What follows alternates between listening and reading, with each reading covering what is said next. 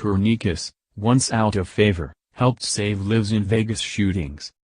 Las Vegas, Reuters. When the sniper's bullet shattered Paola Bautista's arm, her sister and a stranger in the crowd at the Route 91 Harvest Festival got her to cover. Then they focused on the bleeding. Daisy Bautista stuffed a sock into the hole in her sister's arm, and the man who was helping them pulled a belt tight above the wound. That improvisation may have saved Paola's life, preventing the kind of massive blood loss that is the single greatest cause of trauma death. Bautista, a country music lover from California, is one of several Las Vegas shooting victims who benefited from the use of a controversial and centuries-old life-saving tool that is making a comeback, the tourniquet. Although it has been around since the Middle Ages, the tourniquet fell out of favor in recent decades because of concerns that it increased the risk of amputation. Now, that notion has given way to a new medical consensus that it is better to save a life than a limb, and to recent battlefield evidence that the risk of amputation today is quite low. The new view entered the medical mainstream after the 2012 mass slayings at the Sandy Hook Elementary School in Newtown, Connecticut.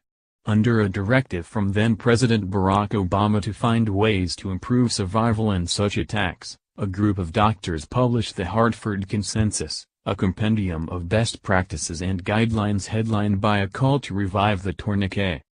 Since then, more than 200,000 police officers in major U.S. cities have been trained to use the low-tech lifesaver. The National Security Council, with trauma and emergency care groups, has launched a Stop the Bleed campaign to promote training among civilians. And shopping malls and airports have begun installing bleed control kits, including tourniquets, on public walls next to emergency defibrillators. "We want to turn it into the next CPR," said Ian Weston, a paramedic and executive director of the American Trauma Society. Weston belongs to a small but growing core of instructors who teach bleeding control. The free classes were designed to take less than an hour, quick, down and dirty, he said, in the hopes that more people would take advantage of the training. The tourniquet's bad reputation has some basis in fact. When limbs go too long without blood flow and function cannot be restored, amputation may be necessary. But while in earlier days, especially on the battlefield, medical attention was often delayed for hours, today most trauma victims get help before a tourniquet becomes dangerous. The thinking began to change when a retrospective analysis suggested that up to 10% of Vietnam War combat deaths could have been avoided had tourniquets been applied in the field. Beginning in the 1980s, the Israeli military demonstrated tourniquets could be effectively applied on the battlefield with little risk. The pendulum swung further when studies of early casualties in Iraq and Afghanistan found that tourniquets appeared to improve survival. One study done in a Baghdad hospital found that 87% of patients who came in with tourniquets survived. Among those who were good candidates for tourniquets but did not receive them, there were no survivors. By 2005, the military had completely embraced tourniquets and began issuing them to all American combat personnel. A no-brainer. Civilian trauma care was slower to change.